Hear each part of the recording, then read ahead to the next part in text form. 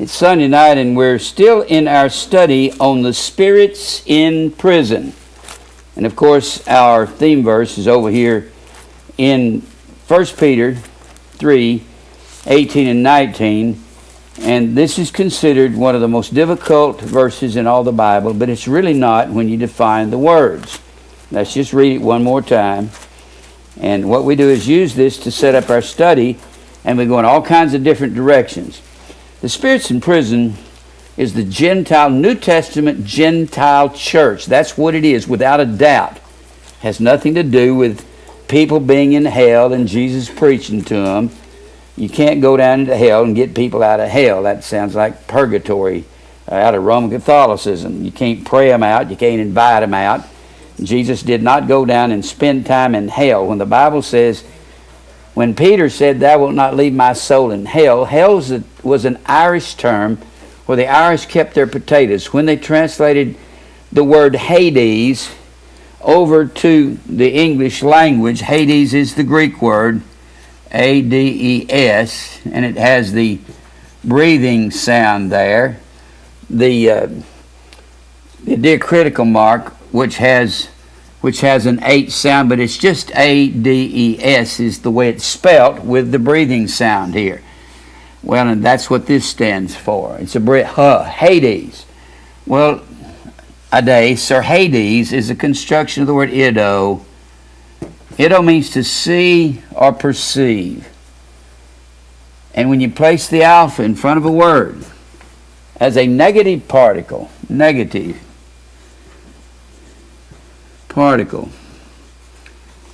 it negates the word, gives an opposite meaning, asexual, atypical, not typical, not sexual.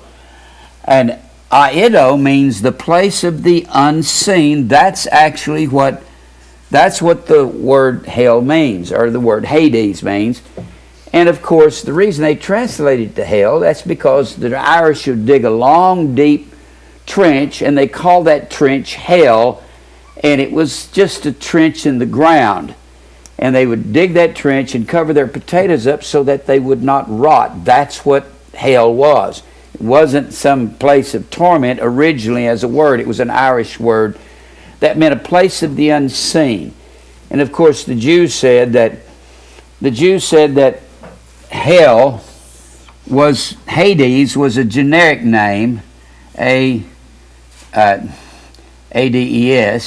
or Hades.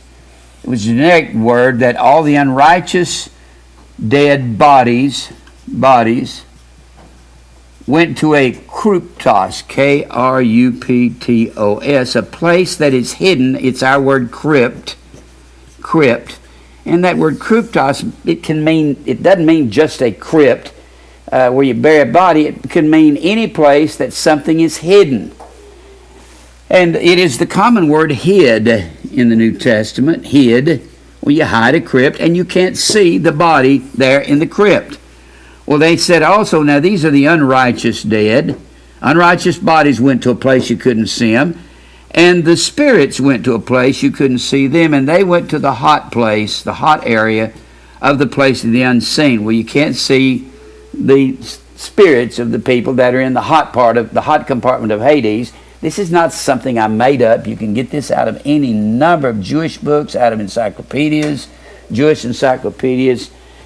And then they said the righteous dead bodies, they also went to a place of the unseen, and that was the good place, and the spirits went to the place of the unseen. The Bible says that the rich man died, and in the hot place, the hot compartment of Hades, the place of the unseen, he lifted up his eyes, and being in torments. Now, I don't know how the Jehovah's Witnesses can say that you just burn up when you go to hell. He's in torment. And if he can talk, how could he be burning up? I mean, Hades is going to be something hotter than all the fires upon the earth. So if it's going to burn you up, it'll burn you up like a piece of paper, poof, and it's gone. But this man can say, Father Abraham, send Lazarus that he may dip the tip of his finger in water and cool my tongue. I'm tormented in this flame. Now, he couldn't get out the word father. It'd be fa, and he's dead because he's burned up, But he's having a conversation. He says, I'm tormented in this flame. Now, the Jehovah's Witnesses will say, when you die, you're destroyed. The word destruction or destroy is the word, usually it's the word apollumi, A-P-O-L-L-U-M-I, A-P-O-L-L-U-M-I, A-P-O-L-L-U-M-I.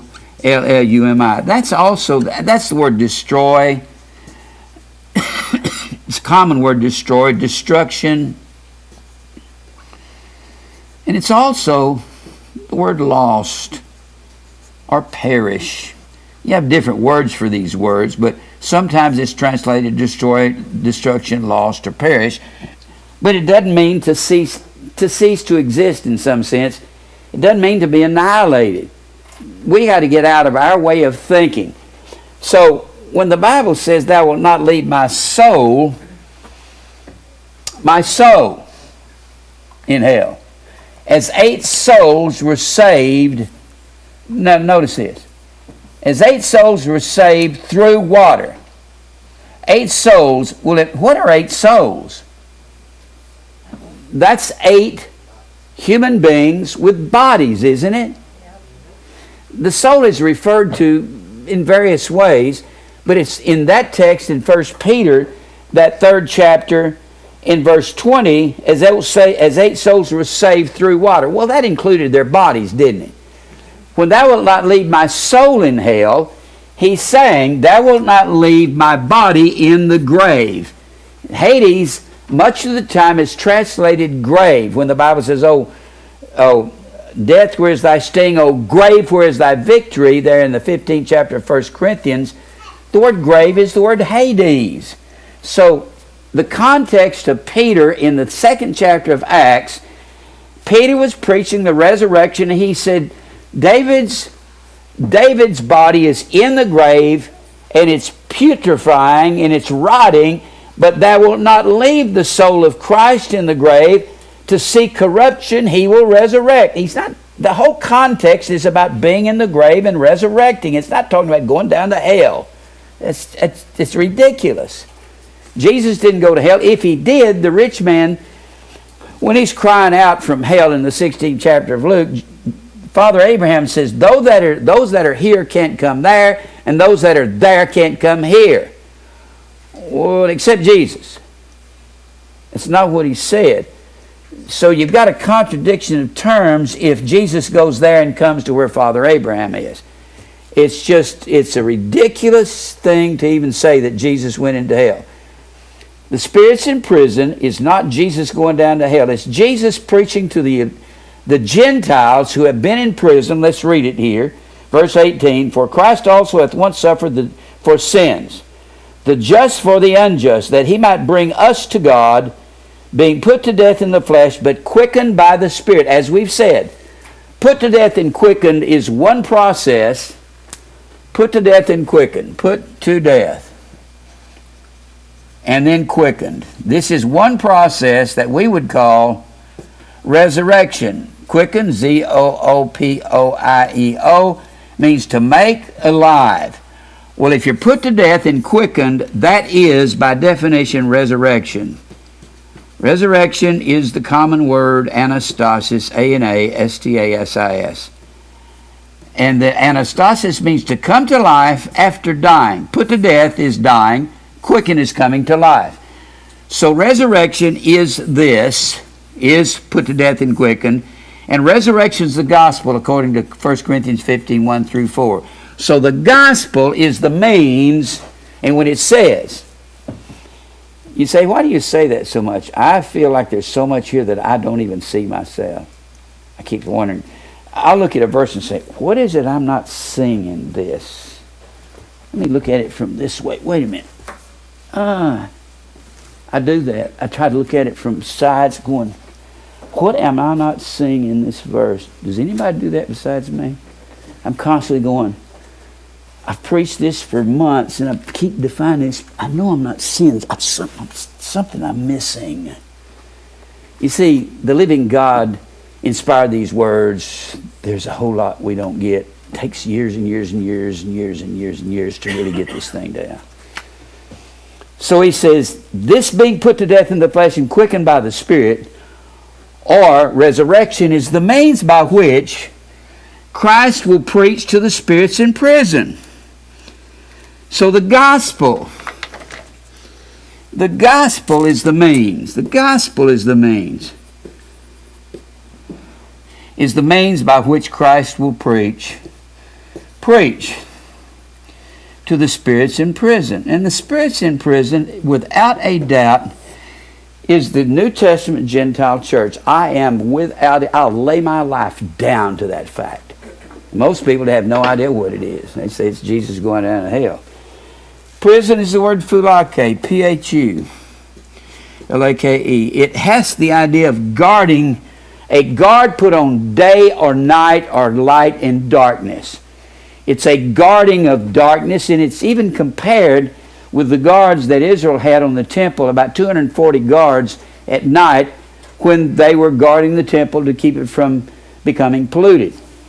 And it was the Gentiles who were in prison. They were imprisoned from Adam until Christ.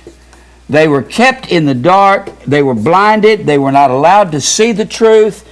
And they were in darkness. And phulake means a division of light and darkness. That's prison. And of course, forgiveness, aphesis, means to pardon and release from prison.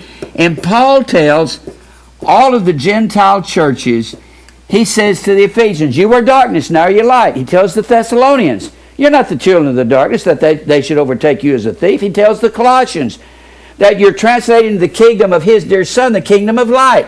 He keeps talking about light to these people and darkness and coming out of the darkness into the light. They were in prison, locked into prison, and now they're in the light. Now, we're going to talk about tonight, we've gone through this so much, I'm not going to proceed with that other than to say the Gentile New Testament church, they're coming out of the light. The spirits in prison is all flesh, red, yellow, white, black, and brown flesh, because God gave his truth to one flesh in the Old Testament, and now he's giving his truth to all flesh, men of every nation, tongue, and tribe. That's the spirits in prison. I don't have any doubt about that. And if you see this, you know something, you can go walk up to any Baptist preacher, Church of Christ preacher, and just get them so tied up in knots. They don't have any idea what this verse means. Most of them are just lost as a goose trying to explain it. And all it takes is definition. That's all. It's not like takes some genius. It doesn't. Look up darkness and light all through the Scriptures. We went through that several weeks and looked at all the places where we're come to the light. You're the light of the world. You are darkness, but now you're light in the Lord. Walk as children of light. And all these verses that have to do, and all of them had to do with the Gentile churches that Paul was writing to. Now, in order to, this verse here, by which he went and preached to the spirits in prison, read the next verse. And the spirits in prison were sometime disobedient. They were disobedient when once the long-suffering of God waited in the days of Noah. Was the Gentiles in the world, were they disobedient to God during the days of Noah? I guess they were. And who are the Gentiles? Everybody that was not of the Shemitic race. Shem was the second born of Noah, and he received the blessing of God, and out of Shem, Noah, Shem, and then Shem's lineage goes all the way down, father, son, son, son, son, son, get down to Abraham, Isaac, and Jacob. Well, this is the Jewish lineage. Semite comes from the word Shem. Well, the Gentiles in the days of Noah wasn't Shem's lineage. It was Ham and Japheth's lineage, the eldest and the youngest lineage. It was those who did not have the promise of Shem that would finally go down to Abraham, Isaac, and Jacob, and Jacob's name be changed to Israel. It was everything that wasn't Israelites. And were they disobedient during the days of Shem? Yes, the sons of God